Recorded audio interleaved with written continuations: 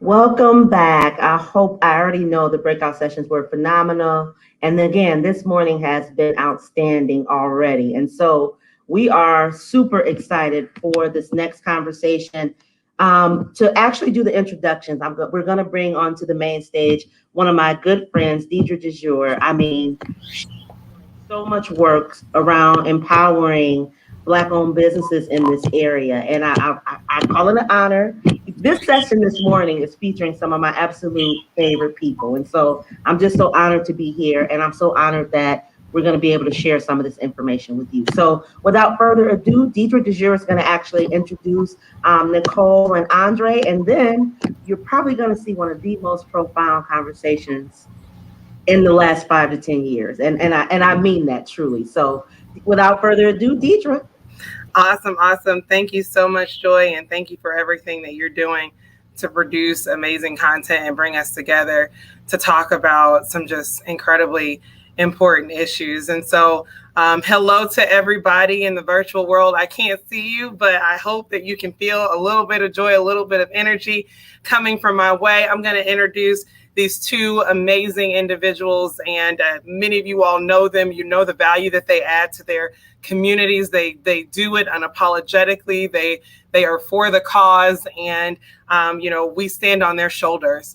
Even though many of us are their peers, we stand on their shoulders. So I'm going to start with our Waterloo native, Nicole Hannah-Jones. She is a domestic correspondent for the New York Times Magazine, focusing on racial injustice. In 2020, she won the Pulitzer Prize for commentary for her essay in the 1619 Project, which traces the central role Black Americans have played in the nation, including its vast material success to democracy itself. Nicole has written on federal failures to enforce the Fair Housing Act, the resegregation of American schools, and policing in America. Her extensive reporting is both print and radio on the ways segregation in housing and schools is maintained through official action and policy, and has earned her National Magazine Award, a Peabody, and a Polk Award. We also have with us Dr. Andre Perry. He's recent scholarship at the Brookings Institute analyzes Black majority cities and institutions in America, focusing on valuable assets worthy of increased investment. His forthcoming book, Know Your Price, Valuing Black Lives, Prosperity in America's Black Cities. I'm going to say that book one more time. Know Your Price, Valuing Black Lives and Property in America's Cities, explores the deliberate de-evaluation of Blacks and their communities.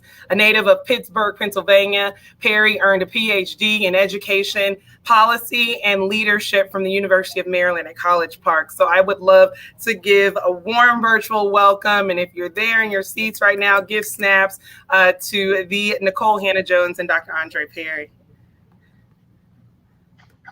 Hey. Hello. How are Good you to all? see y'all again. How y'all doing? Doing great. I'm behind. I've got this glass of water here. I'm behind. It is so great for you all to be here. Obviously, the issues that we're talking about today regarding housing are incredibly important, and you all have so much value to add to the conversation. And I want you all to just start and talk about why you're passionate about this issue, why is it important, and why we need to be thinking about these things. Because obviously, we got other things we could be thinking about, but why housing? Andre, you want to go first? He looks frozen, so I guess I'll go first. It's that champagne. Exactly. That's what happened.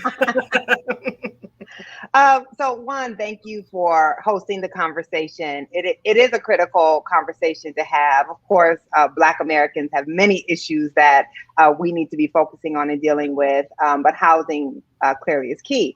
And the way that I always kind of break it down is when someone is looking for a house, or when a real estate agent is talking about a house, what they say all the time is location, location, location, right? They're not saying windows, doors, yard. They're saying location. And they're saying location because housing determines so much about the life that you're going to live, what types of schools your kids are going to go to, whether you're going to have grocery stores in your neighborhood or not, whether the sidewalks and the streets are going to be repaved when they start to get potholes, whether or not you are living in a high crime neighborhood or a neighborhood of opportunity. So the house is a physical structure, but what the house really does is it gives you access to opportunity or disadvantage. And for the vast history of our country, and particularly beginning around the time that the federal government decides it wants to start getting into housing to build a middle class, which really meant a white middle class, housing has been highly segregated. And Black Americans have been forced into segregated neighborhoods, away from opportunities, away from good schools, away from amenities that white Americans have. So housing matters for a lot of reasons. We push homeownership because we know homeownership is the primary driver of individual wealth in the United States. And yet Black Americans have the lowest rates of homeownership, and we also have the lowest rates of wealth. Of course, they drive each other, because if you don't have wealth to begin with, it can be very difficult to purchase a home. And if you don't purchase a home, it's very difficult to accumulate wealth outside of wealth that you received from your family. So housing is critical. And we know in Waterloo, Waterloo has some of the lowest Black homeownership rates in the entire nation. And that speaks to the rates of poverty, the rates of disadvantage, and the inability to really access the quote unquote American dream. And I'll add to that, just you were on mute. I was unmuted. I was like, thank you for giving us your why there. And I just said, Dr. Perry, give us your why. Why is this subject so important for us from your vantage point? I'm really going to add on to what Nicole has already offered. But I will say this, that a lot of our writings and in general over the last 10 years or so, we've seen incredible scholarship in looking at how history impacts us today. But a lot of my research shows that there's still discrimination that extracts wealth from Black communities. And certainly those elements of the past that we generally know, or because of the work of Nicole and Ta-Nehisi and others, we know that redlining, certainly by the federally backed Homeowners Loan Corporation, extracted wealth. We know that highway construction through Black neighborhoods extracted wealth, urban renewal, predatory lending, restrictive covenants essentially prevented us from moving anywhere. And those things show up in the practices of the real estate industry. And so as many of you know, that a lot of my research focused on home prices, and we controlled for all those factors that people express why home values are lower in Black communities. So we controlled for education, crime, walkability, all those fancy Zillow metrics. And what we found that homes in Black neighborhoods today, using 2017 data, are underpriced by 23%, about $48,000 per home. Cumulatively, there's about $156 billion in lost equity. And I always put that into context. $156 billion would have financed more than 4 million businesses based on the average amount Black people use to start up their firms, would have paid for more than 8 million college degrees based on the average amount of a 4-year public education, replaced the pipes in Flint, Michigan 3,000 times over, covered nearly all of Hurricane Katrina damage, and it's doubled the annual economic burden of the opioid crisis. It's a big number. And so that's just in housing values alone. And so when people say something is wrong in Black neighborhoods or Black communities, I say that there's nothing wrong with Black people that ending racism can't solve. We're constantly looking at the faults of Black people instead of looking at the policies that extract wealth and opportunity from Black communities. So this conversation is important because the way we value Black people comes out of the wash in how we value home. But as long as we see evidence of discrimination, it's going to be a current issue. And this is not something of the distant past. This is occurring now. Yeah, if I could just piggyback on what you said, Andre.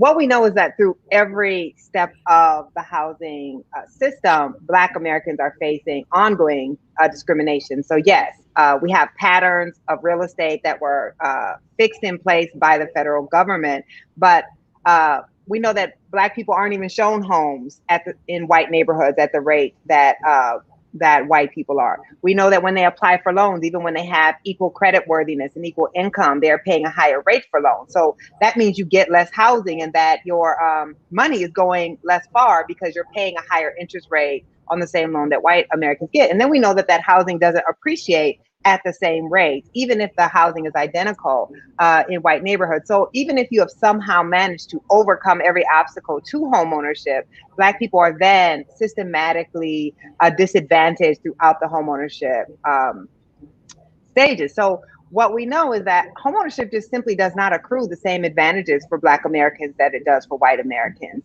And oftentimes, if we look at a place like Prince George's County, which is the wealthiest Black zip code in the country, they never recovered from the housing bust. All of the white communities around Prince George's County recouped the lost wealth from their homes and actually gained.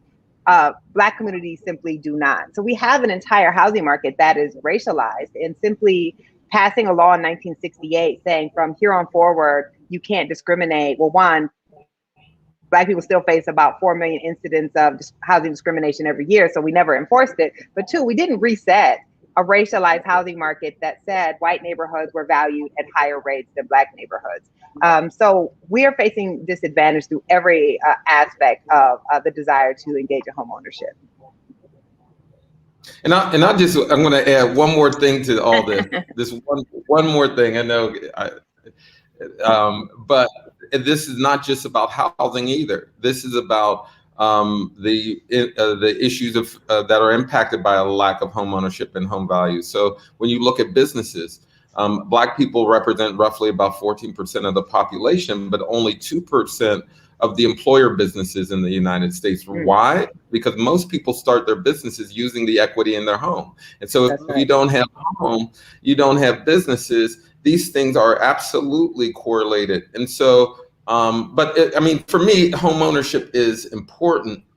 But as you saw, as Nicole mentioned, after the housing crisis, because Black people are over-indexed when you look at our net worth, we are over-indexed in either business ownership or home ownership. And so if there's a crisis in either, PPP loan fiasco of this pandemic, right? When we're over-indexed in any one, our wealth is wiped out, and people. And I live in Prince George's County. I can't say that this is enough. You have, in terms of income, lots of upper middle class homes, but they're wealth poor. I mean, very wealth poor. And so when these economics things happen without wealth, you just take 2 steps back, while others can actually take advantage of a storm or a pandemic or whatever. Mm-hmm. That's right. You're absolutely right. And when I think about my county here in Iowa, in Polk County, I live in Des Moines. 70% of Black folks rent their homes, compared to 70% of white folks who have home purchases.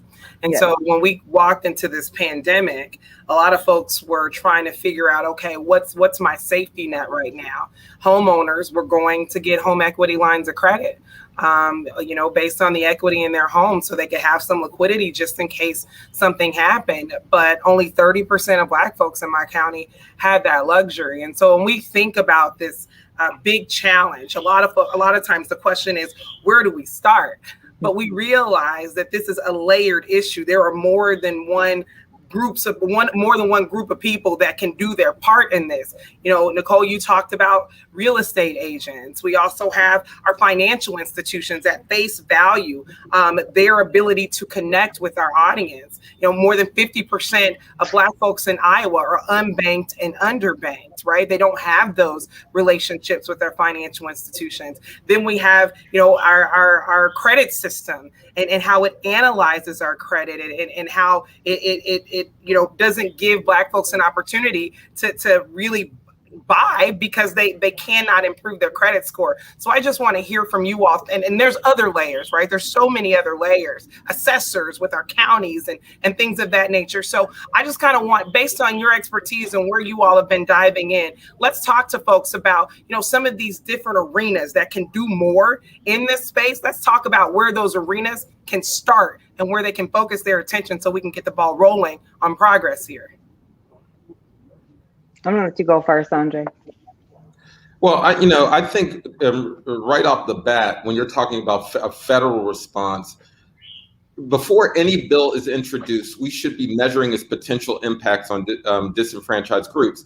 So one of the policies that I've been advocating for, actually Representative Meeks introduced this bill earlier this year based upon my writing. Just as we score policies' impact on the budget, we should score policies' potential impact on disenfranchised groups, so equity scoring. And so when there are housing bills that are put forth, that we know that we do our due diligence in analyzing its impact. And clearly, I think over the last few months, almost a year since all this appraisal bias have come out, and all these individuals are essentially using white stand-ins to get a different appraisal number and to get a higher appraisal. But the reality is, talk a little bit more about that, because not everybody knows savior about that. Break that down just a little bit, because a lot of folks don't know, what that component actually means and how it impacts it. Yeah, about, I would say since we released this report on home values, we've seen a number of anecdotes from individual homeowners either seeking to refi or sell their home, and they got an appraisal done, and they sensed that it was low. And intuitively, they said, if there was a white person, I wonder what it would look like to get another appraisal. So they essentially got there. In one case in Florida, the person got her white husband to stand in. They remove all the Black pictures, the books, any kind of thing that would signal Blackness. They removed it from the home. And then they got a second appraisal with a white stand-in. In some cases, it went from a $200,000 bump in appraisal, $400,000 in the case on the West Coast in the Bay Area, $200,000 in roughly $150,000 in Indianapolis, but what it's showing is that we tested regularly on issues, not just in appraisals, but in lending and other incidents. Essentially, if the HUD did its job in enforcing complaints, we should have more accountability in these areas. And so I'll just use those two things because we need new policies clearly. And we know how to do this because remember, we did build wealth for white people. We know how to give low interest finance loans, down payment assistance, and create zoning ordinances to develop communities. We know how to do it. But when it comes to Black people, we have questions. So we know how to do this, but we do need to, at the federal, state, and local level, do some things in terms of just infusing individuals with cash. As Nicole says, cut the check, but also you need some accountability measures throughout the system. Yeah, I don't have a lot to add to that, because when we ask a question like that, these are structural issues. There's a big debate about critical race theory, but it's teaching us to view the problems we have through the lens of the structures that are causing the problems. So when we have these conversations, I understand people want to feel empowered. No one wants to feel like they have no control over their destiny, or they can't determine their own fate. But the truth is, simply individuals doing something differently is not going to close the homeownership gap when you have entire structures of disadvantage that are disadvantaging Black Americans all along the way. I know a lot of high income Black people who will never be able to save enough money for a down payment on a home because wealth is accumulated over time. It tends to be passed down through generations, and Black people have systematically been denied the ability to come up with that wealth. So the primary obstacle for Black Americans to have homeownership is lack of wealth. Even if you can overcome everything else, if you can't come up with a down payment, you cannot purchase a home. And we have not wanted to, in this country, pass race-specific policy for a race-specific problem. And that is why we will never really make, I mean, I can talk about what banks could do better. I could talk about what individuals could do better. I could talk about all of those things. But unless we are going to, when Andre says cut the check, pay restitution to Black Americans for the theft of wealth over 350 years of legalized discrimination. That's why we have such a wealth gap. We have to do something to reset real estate values. The only reason a house in a white neighborhood is worth more than a house in a Black neighborhood, when you look at crime rates, when you look at income, when you look at quality of housing stock, is because we have a system that began in the 1930s that explicitly racialized housing. If we're not going to reset property values, if we're not going to transfer wealth to the people who had that wealth extracted, we can't solve these problems on our own. And I don't say that to tell Black people we are helpless in this situation. Of course, there are things that we can try to do to individually mitigate our circumstances. But I think when we send the message that, well, if Black folks just do these 5 things, then they too can be a homeowner, then that puts the onus on us as if there's something wrong with us now and we're just simply not trying hard enough. Looking at the structures of inequality are important because it helps us understand that, one, we should not have to overcome obstacles that other groups don't, right? That is the entire point, is we should be treated equally in the housing system, and we're not. And so it just becomes really a circular problem. The homeownership rates in Waterloo are so low for Black people for many reasons, almost none of them, which are the bad choices, are the fault of Black people, right? Most of them are systemic issues that then keep Black people trapped in this system of disadvantage and poverty. So I guess, I'm never the person who's going to give you the 5-step program to wealth building, because the first step of that is reparations, right? I mean, the first step of that is the way that the government had explicit racialized policy. When the federal government got into insuring home loans, this was explicitly racialized policy because the federal government created redlining. The federal government determined Black neighborhoods were not worthy of being insured for loans, and that white neighborhoods were, and it was explicit. So if you have these explicit policies that create the dearth of Black homeownership, you have to have race-specific policies to mitigate that. But we are not in a country that is willing to do that.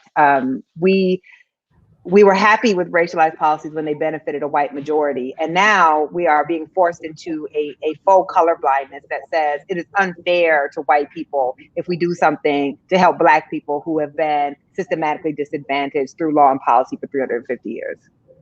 And I'm going to add one, I keep adding on to this is good. The moderator doesn't have to come up with a lot of questions, so that's always a good thing.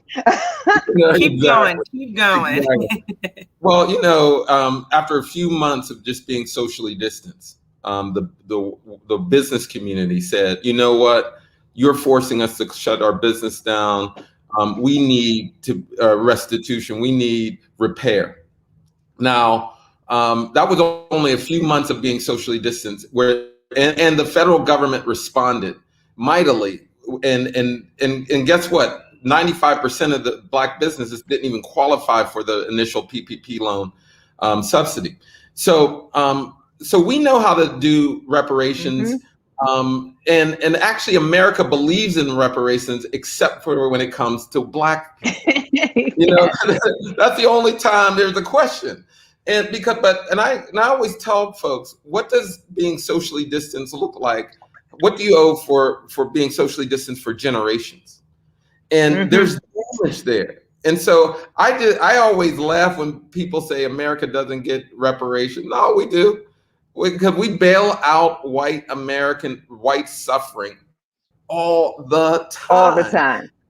And we don't talk about spikes in inflation and all these like ludicrous sort of things that never come to pass when we're talking about making sure white communities can thrive. That's right. Like you never, we were talking about this, Andre, when I was working on my reparations piece last year, right? And what we've always heard is we just can't afford reparations in this country. There's no way. Where will the money come from? But when masses of white Americans were suffering, we printed that money overnight. We passed $1 trillion spending bills, which we should have. That was the right thing to do. But the other part of that is we gave these special loans and special terms for business owners. And no one was saying, well, that's not fair for people who don't own businesses, right? We understand that you can pass policy to help certain groups, and that is not passing policy against another group. But when it comes to Black Americans, any effort to specifically help Black people is seen as somehow taking something away from another group, specifically white Americans. And we can't even have that conversation, especially with the Supreme Court that we have. We certainly can't pass legislation that will probably get through. I mean, we can look at what happened when Joe Biden tried to create a special program for Black farmers, who we have a record, a very clear record of official discrimination by the USDA all the way until the 2000s. Like, this isn't even going back to the Jim Crow era. And white farmers who've been getting subsidies for decades are suing because they say that's unfair to them. So this is why we can't really get out of this, is because we cannot be honest about what has created Black disadvantage. And we also can't be honest about the fact that helping Black Americans helps America. It actually is not good for our country to have 13% of the population held artificially wealth poor. The research is very clear. Black people with wealth will do the same thing that everybody else with wealth does. They send their kids to school without debt, they start businesses, and they own homes. That is good for the entire economy. But we get so stuck in this country that Black people are undeserving. And therefore, if we do something for Black people, it will create dependency because we are unworthy of the support of our government, even as the government has created so many of the conditions that we're in. And let me just add another thing to this. We are taxpayers. That's that wine kicking in. It's that champagne. And another thing. Look, see? Let me tell you a little something. Well, what's interesting, it is a classic example of cutting your nose to spite your face, because if we invested in the underappreciated assets, the things that will grow. For instance, I mentioned we're about Black people, about 14% of the population, but we only have 2% of the nation's employer businesses. Now, if the percentage of employer businesses match the Black population, that would add 800,000 more businesses. That would be an expansion of the economy. Everyone would benefit. And yes. So when you deny Black investment, you're really denying the growth of America. You deny growth. Yeah, there was a point in time when America benefited from our suffering. They can also benefit from our progress as well. And we've just got to be true to that. And it's hard to believe for so many people, even sometimes amongst our own, but that's possible. One of the questions in the chat is around Black homeowners who actually do pass down their properties to family members, and the city or the county ends up swiping it up because they can't pay taxes. I experienced this myself with my 78-year-old grandmother. She has to pay probably about $450 in taxes on her property in rural Mississippi, and the tax assessor, she taught him in school. And she calls me crying one day because they have posted her property in the paper for tax sale. $450. They didn't call her. They didn't send her a notice. She somehow missed something. But my grandmother's house that she had for 28 years is about to be, could have been sold. And I had to fly down there, have a conversation with the tax assessor, knowing that there were other programs, because she's 78 years old, that she could qualify for, where she didn't have to pay taxes, right? And so when we think about the wealth that we do have, and our system slowly chipping away at the wealth that does exist, the question is, what can we do about that? Well, again, this is where accountability is absolutely needed, because the land theft, the property theft that has occurred, I mean, since So you're saying this isn't new? This isn't new.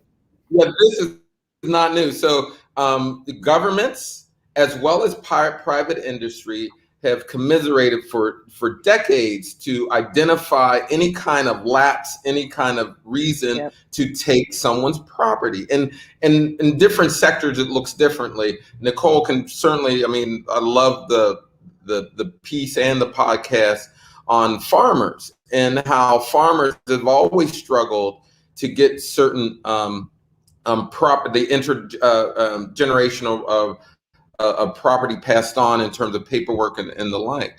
And so but in homeowners are no different. And so we do need new regulation, new ways to pass titles and deeds on to family members that don't put people in some type of pauper's prison, doesn't take their property in the meantime. And I experienced this firsthand in New Orleans after Hurricane Katrina. The storm came, and while people were all over the country, people were eyeing. These are the times we need regulation on this issue. Yeah, I don't have anything to add to that. I mean, I think you guys summed it up. These people are stealing. They are literally stealing our land. And property all over the country. I will say this: just this year, I'm blanking on the beach in California not Jones Beach. I'm blanking on the name. Manhattan. Manhattan, Bruce Beach. How the municipality seized the property, and now they're giving it back, rightfully so. But that was a municipality stealing someone's property, essentially profiting off it. And this can happen. This was happening all over the country, and we do need that kind of recognition and reparations to families who we know. And we can look at records. When did this deed cross over, and look at the circumstances in which it did? And certainly land needs to be given back to many Black owners. Nicole, a lot of this harm has almost paralyzed people in our community from even trying to pursue home ownership. We've been persuaded that it's cheaper to rent than to buy. And we know in so many of our communities that's not the case. And in the long run, it ends up costing us more because we do have to rent. What do we say to those people that just feel like, man, I'm just going to rent for the rest of my life? I don't even want to be bothered. So this is probably not the best thing to say on a seminar like this, but I'm a reporter, so I have to tell the truth. In many cases, homeownership does not necessarily pay off for Black folks, and there's been some research on this that because our housing doesn't appreciate, because of the cost of homeownership, because of the types of loans that we get into, we actually end up being underwater in the loans. That trepidation, I guess what I'm saying is that trepidation is warranted. Sure. And this push for Black people to own homes, despite all of the discrimination that they face in the market, despite the fact that my mom's house, my mom bought that house in Waterloo when I was maybe 6 years old. We moved in like 1981 or so. And that house is worth not even $10,000 more than it was worth when she bought it. And I'm 45 years old now, right? So what we see is that it's not necessarily the best financial decision for Black Americans. So we have to both try to assist Black people who are capable and wanting to buy homes, but also understand that when there is a concern, it is a concern based in facts and reality that this may not work out well for us, because we saw when the housing bubble was built upon Black people, and we bore the brunt of the bubble, and then Black people lost everything. They lost all of their wealth. They lost the down payments that they put into the homes. They lost everything. So it's a hard situation, I think that is why, pretty intensive counseling around what does homeownership mean? Can you actually afford this? Because I think a lot of times, because we get the message that we should be homeowners, we stretch ourselves to put ourselves into loans and homes that we actually can't really afford. And then it becomes, detrimental to the very little bit that wealth that we've been able to claw ourselves into. So it has to be both. I think we have to try, for those who are able and ready, we have to try to help get them in a position where they can engage in home ownership, but also just be very honest about the particular risks that Black people face. So we talk a lot about our challenges, and we talk a lot about, the data that reflects those challenges, both qualitative and quantitative. But I'm curious from both of you all, and I'm probably putting you on the spot with this question. Have we seen communities or municipalities figure out a way to get it right? Is there something that we can look at right now to say, oh, we should try that in this community to figure out, how we get more people into homes? Or at the end of the day, how do we make sure that our African American communities are economically sustained? Because that's essentially why we care about the home ownership, right? Because it is a key to wealth. Yes. It is a component of wealth building. Have there been communities throughout this entire country that you all have read about, written about, that they're getting it right despite all of the challenges that we see? No, I just want to be clear, although the home ownership rate is around probably between 46, 47% today, there are lots of places where home ownership is above national averages. Yes. We look at the aggregate and we forget there are Black places that have that where lending, the banks are letting out loans, better loans, next to employment hubs, where, like the reason why you see a higher home ownership in Prince George's County, because you generally see more government jobs, more stable, more lending, lots of it. Now, their value may not be what we want it to be, but there are places throughout the United States that have high home ownership rates, have better health. I mean, and so and that's why I always say, it's important for us to,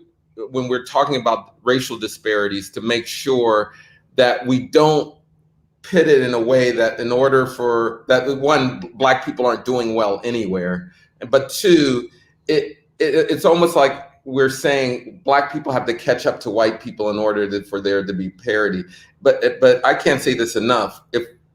One thing I like about Biden's approach to equity, he does believe in fairness under the law, but that only gets you so far. I mean, like Nicole stated, the lack of wealth well, if you don't figure out how to bring equity, you're really not going to see advancements in a lot of areas.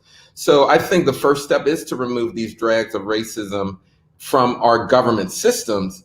But at some point, you need stimulus, reparation, like call it whatever you want to call it. But there has to be some influx of cash in order for people for Black people to increase rates. And really sharp, there are lots of places where it is cost prohibitive to buy. If you're in New York City, I want to say something like 75% of New Yorkers rent. I mean, if you're period. Yep. Yeah, period. If you're in the Bay, and so if you're talking ownership and not talking about a new ownership model, it will be prohibitive for us to own in some markets. And so, but that shouldn't mean that we shouldn't have the right to stay. And so I also believe in new policies that will enable people to anchor themselves in communities so they can actually be a teacher and work and work and live in the same place. Right. And so that's, for me, the issue, to how to create stable housing, be it renting or owning, and still increase wealth at the same time. Yeah, and just to piggyback on that, where we tend to see the highest rates of Black homeownership is in the South. So when you look at many southern cities, you see Black home ownership rates in the 60%, 70%, and where you tend to see very little of it is in the hyper-segregated Midwest and the Northeast. And home ownership rates there tend to be quite small. So I agree with Andre. It is important to say there are Black middle class and even working class communities that have managed to have higher rates of home ownership. They tend to be places where the housing prices are not ridiculous, where you can still buy housing for an affordable rate, and where there tends to be a type of stable employment like the government, or if there's some type of a plant that pays a working class wage, that people have generationally been able to have good work even without a college degree. So those definitely do exist. And they don't typically exist because there's been any government help with that, right? Unless the government help is, the government job. And I think it's also important to really talk about that. If you look at something like in Evanston, Illinois, where they passed what they considered a reparations program, but the reparations program was to help homeownership by kind of zip code. That's not going to work, because we know who's going to be most able to take advantage of programs by zip code. It's not going to be the Black people already living there. And that's probably going to end up leading to gentrification and Black people being kind of forced out. So again, the policies have to be addressed specifically to the people who have dealt with the harm. And one thing I've been thinking a lot about, because the Supreme Court has made it pretty impossible to do race-specific programs. Clearly with this court, none of those are going to pass constitutional muster. But I've been thinking about what if you were to design programs for the descendants of American slavery? So they're not race-based, right? They're lineage-based or experience-based, and stop calling them race-based programs, but that they're programs specifically targeted towards descendants of slavery to mitigate slavery. Now, it's a workaround, and I don't know that the Supreme Court will allow that either. But we have to figure out a way to try to work on programs that are specifically targeting not just Black communities, because anyone can live in a Black community, but Black people. But I will say that that's a good workaround, because you won't capture everyone, but you won't.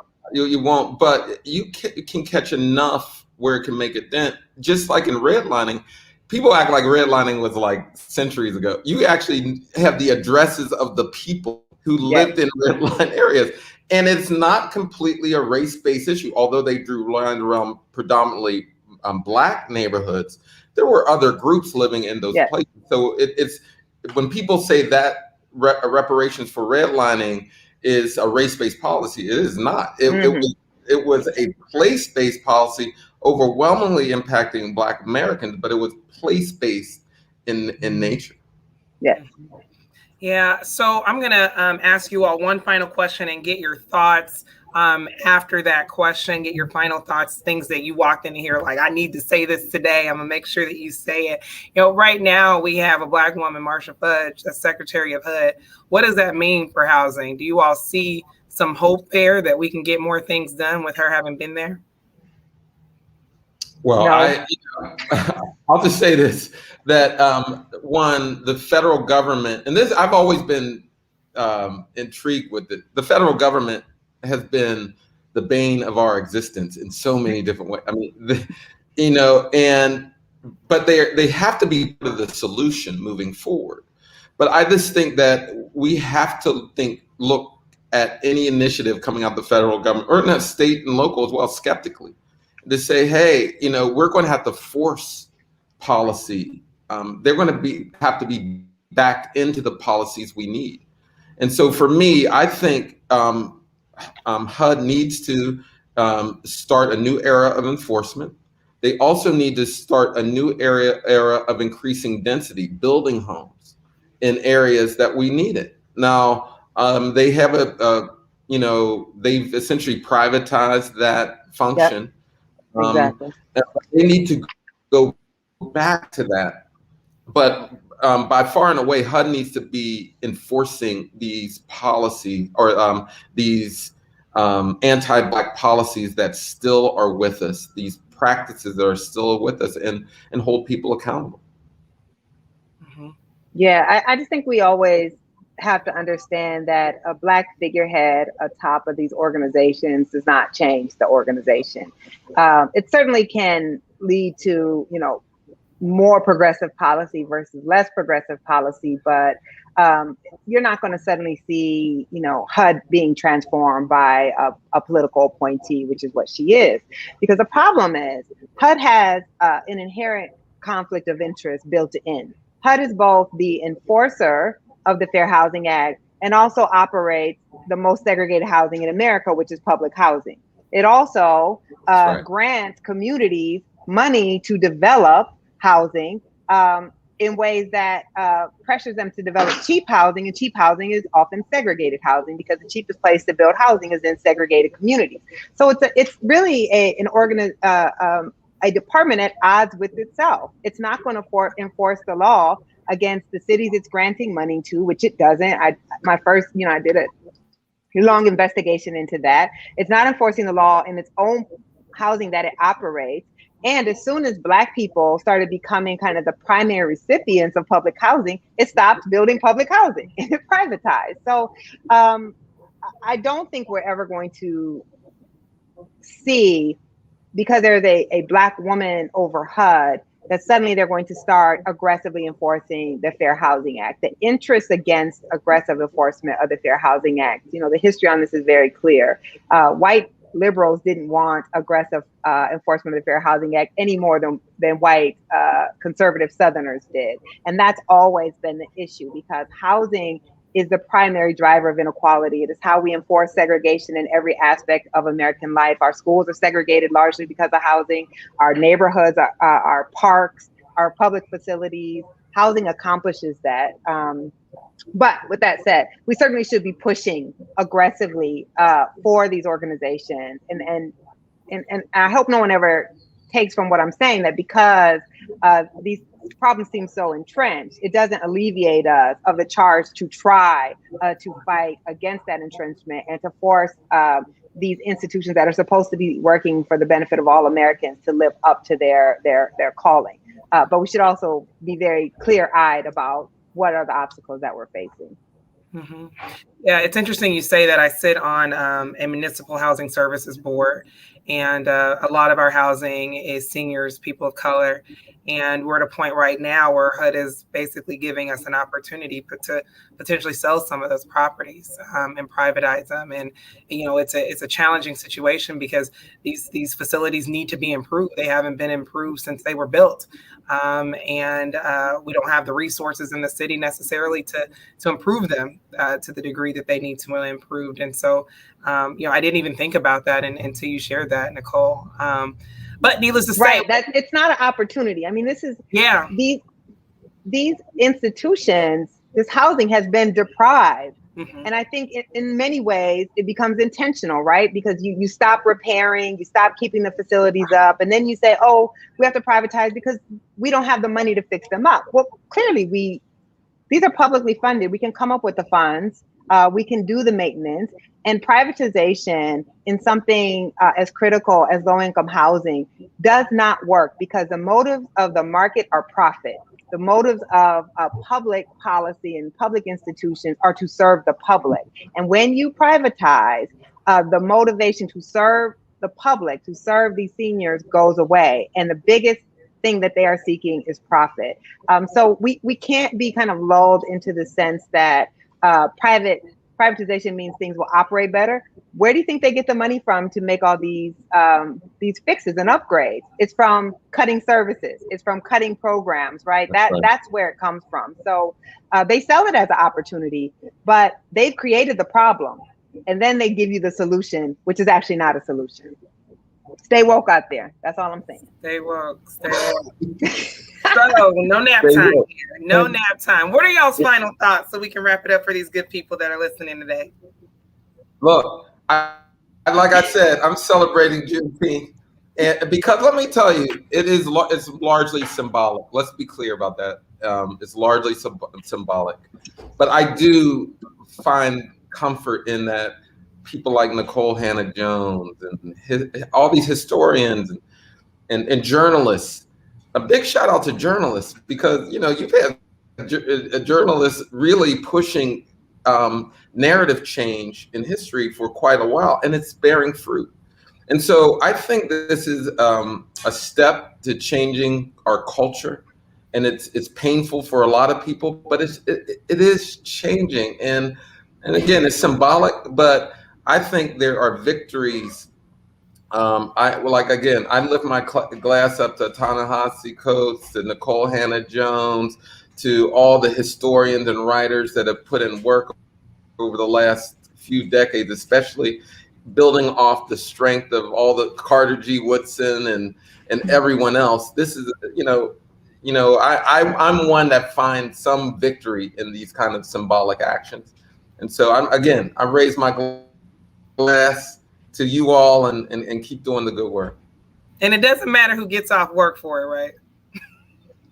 No, That's right. You know what? Because listen, we cannot think of Juneteenth as a Black holiday. Juneteenth is a national holiday. Our entire country needs to celebrate the fact that we ended the gravest, hypocritical, barbaric system that this country ever endeavored in. We cannot celebrate Independence Day without celebrating Juneteenth. So I think we need to be clear. This is not, now don't come, we don't want to turn this into Cinco de Mayo. I don't need people, anyway. But what I'm saying is we need to understand, as soon as we put this in the box of being a Black holiday, that takes away from the American story and the really unequivocal role that Black Americans have played in creating a democracy as much as we have. And I usually end on a negative, not negative note, a realistic note, but I'm gonna match you, Andre, and I'm gonna end on a positive note. We come from an amazingly resilient people. Despite every obstacle, the fact that we have home ownership at all, despite, the fact that we are able to even sit here and have this conversation and try to guide our brothers and sisters to what they can do to achieve what they want, speaks to the strength of the people that we come from. So yes, it's going to be harder for us. It has always been harder for us, but we have always been willing to fight and work together to try to overcome those obstacles. So I'm really grateful for y'all for hosting this conversation. And we're just going to keep continuing to fight and keep trying to rack up those victories. Awesome. Well, give your snaps virtually to Dr. Nicole Hannah-Jones and Dr. Andre Perry. We love you. We appreciate all the value that you add to our communities and just being your authentic self. We appreciate you all. Thank you. Thank you so much. Bye-bye.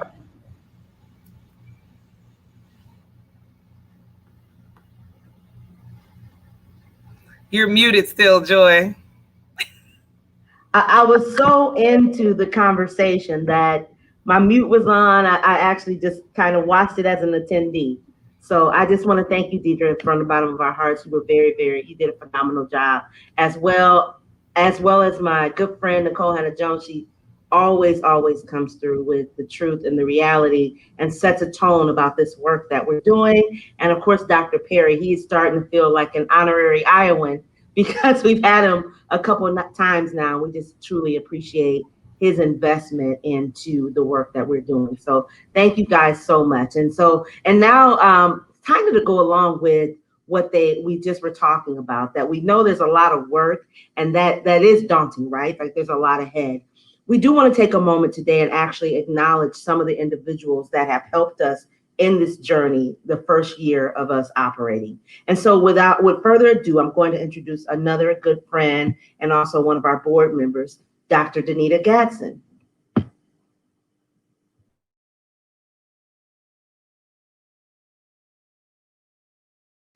And Dr. Gadsden, your mute is on as well. I'm unmuted. Joy, thank you so much for that introduction. And it's my pleasure to actually be a part to present these awards to several people in the community, organizations in the community that have helped to make this inaugural year really phenomenal. So without a delay, I'm going to thank you, send a very strong thank you to Hy-Vee as our equity champion. And I'm going to read what their plaque will say. It says, Equity Champion Award presented by 24/7 Black Leadership Advancement Consortium, awarded to Hy-Vee for serving as an equity champion and inclusion leader in the pursuit of economic vitality for Black communities during the 2021 year. Your exemplary work provides a model for leading organization and community change while making outstanding contributions to diversity and inclusion. We thank you for your partnership. Thank you very much for that award. On behalf of Hy-Vee, we're so proud to work with you guys and look forward to all the things that we could do in the future. Thank you so much. Our next awardee is an equity partner.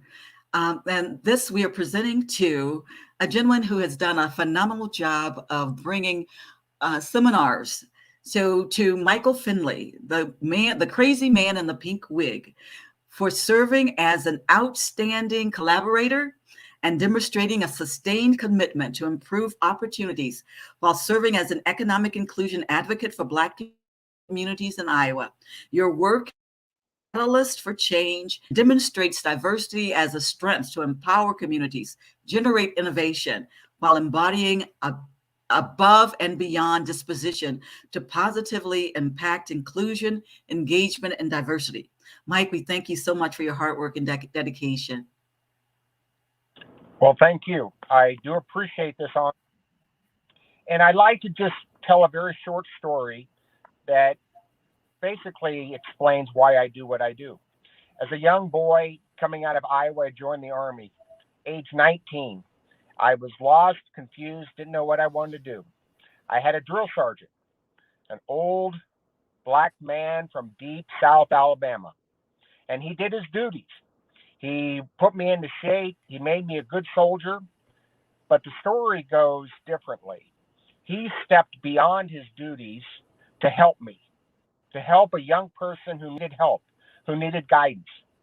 And because of him, I'm a better person today. And so I'm grateful for what he did. I'm grateful that he showed me how to give unconditionally. And today I continue to pay that forward. I pay it forward. Thank you.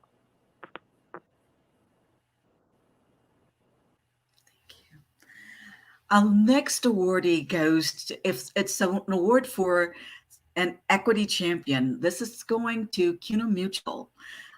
We really appreciate your service, being an inclusion leader in the pursuit of economic vitality for Black communities, again, during the 2020-21 year. Your exemplary work provides a model, again, for leading organizational and community change while making outstanding contributions to diversity and inclusion.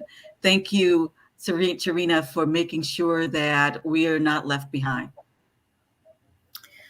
Well, thank you so much. While we are deeply honored that we were even nominated for this award, we certainly want to know that we are part of the community. We walk alongside of the community. We are the community. And we're great to partner with 24/7, honored to partner with 24/7 Black, and want to continue to build the work and do the work together. Thank you so much.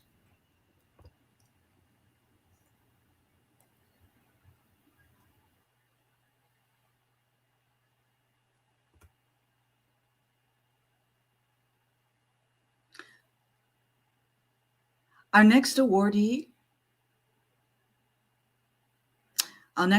is the Equity Champion Award presented by 24/7 Black Leadership Advancement Consortium, awarded to Red Cedar for serving as an outstanding collaborator and demonstrating a sustained commitment to improve opportunities while serving as an economic inclusion advocate for Black communities in Iowa.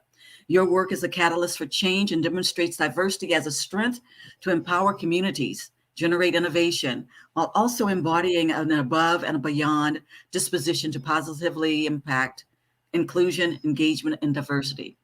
Thank you for your hard work and your dedication. Thank you, Denita. It's good to see you. And quick, I'll just say on behalf of me and our whole board, And even more so than just the board, Red Cedar was really started as a collaborative of us who had started some of our own businesses, who realized the difficulty, but also the importance of entrepreneurs and people who start new businesses and solve new problems. And to be able to extend the work and the learnings that we've had through that, to be able to work with, with you, with Joy, with Rashonda, who's also on our board. It's been a really fun year. So thanks for everything you guys have done too. Thank you, Danny.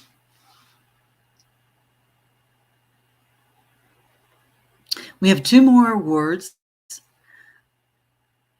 We'd like to make this award to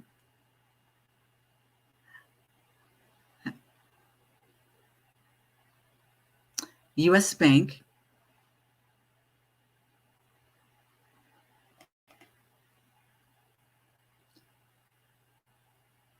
U.S. Bank for serving as an equity champion and inclusion leader in the pursuit of economic vitality for Black communities during the 2020 year.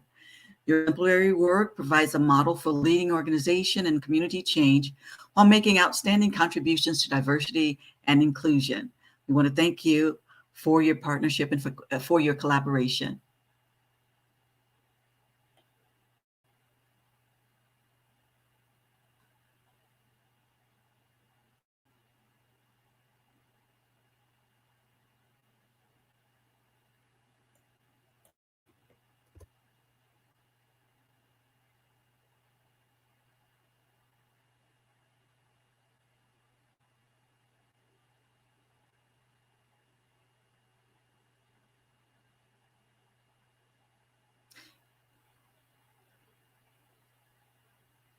It appears that we are having some technical issue there.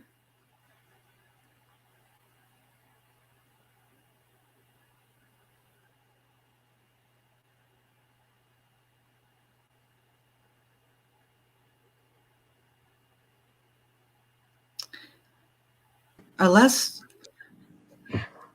Dr. Junior, let's go ahead and read the last one. And then as Jeannie gets her camera working, because U.S. Bank, again, from providing speakers to sponsorship, they have done a phenomenal job of just supporting us through this inaugural year. As we've been pretty much building as we flew here, they've been really one of our founding supporters. And so definitely want to give them an opportunity to speak as well. So let's go ahead and acknowledge another founding supporter, UNI BCS, Business Community Services, for their founding support. And then after that, because I don't see that they're, after that, and you probably can accept on UNI's behalf. And then after that, we can come back to Jeannie and see if she can say words, because we definitely want to acknowledge them for their support and hard work this year.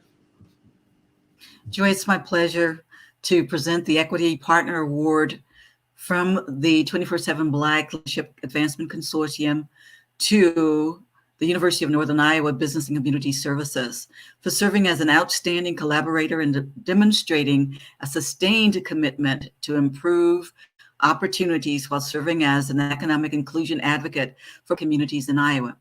Your work is a catalyst for change and demonstrates diversity as a strength to empower communities, generate innovation while embodying above and beyond disposition to positively impact inclusion, engagement, and diversity. We want to thank you for your hard work and dedication. And there are others probably that could accept this award. I actually saw, I believe, in the audience, Dean Wilson. Would you like to accept that award, Dean? I don't know if that's possible to do, but I'm happy to accept it, and we'll give it to the rightful owners. Joy, back to you.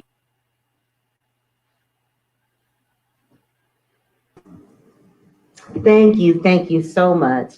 And again, when we talk about founding partners, there's been the people that we acknowledge today that from the very inception of the thought process of 24/7 Black Leadership Advancement Consortium, they have supported. And when I say supported, a lot of times we know, much to what Dr. Perry and Nicole spoke about earlier, a lot of times support can look like people just providing lip service, but the individuals that we acknowledge today have moved well beyond that. As a matter of fact, they do very little talking and really drive home action about empowering and helping us provide Black vitality in our community. And so we definitely want to take a moment just to acknowledge you. I'm a big fan of definitely giving flowers while people are here. Again, each of you at some point we've reached out to as an organization, as a new organization, getting our steps in line to have conversations about roles and how we can actually be empowered. And all of you did it, gave of your time, talent, and treasure. A couple other people that we would acknowledge as well was Great Western Bank. They actually were supportive of our founding. Hawkeye Community College also gave some inaugural founding funds. And then again, Wells Fargo was a sponsor for today's event and a presenting sponsor, and also supported us as we launched. So we definitely want to make sure that we acknowledge those individuals as well. And I believe Jeannie, are you able to hear us or see us, or are able to say a few words on the behalf of US Bank? And if not, I definitely would. I believe there may still be some technical issues around that, but we just appreciate you guys so much, just for all the support. We know that there's a lot of work still to come, and so we wanted to take a moment and actually say thank you for the things that you've done today. And so with that, we're closing out our sessions today. We hope that you have enjoyed our inaugural conference. Follow us. If you look there below, you can see actually where our website is located. You can email us as well, 24/7 blackblac@gmail.com. To our award winners, you will be receiving your award soon. We will reach out to actually schedule a photo opportunity time with the award. So we definitely appreciate that. Those of you watching from the Hoover app, also please feel free to download your conference booklet. There's a conference booklet that also shares information that's vital about upcoming events, information from the individuals today, award winners, and much, much more. So definitely feel free to contact and look and download your Hoover app booklet as well. And then stay connected, right? We know this work, some of the way this work is done is because a force multiplier comes from when we are connected and we move forward together. And so we ask you to stay connected with Beyond Today.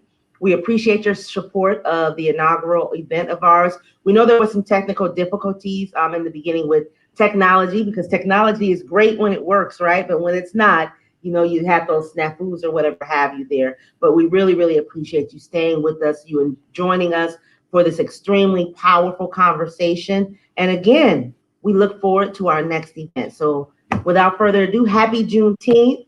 Happy Friday. Enjoy your day. And we hope to hear from you soon. And thank you for attending. Have a great day.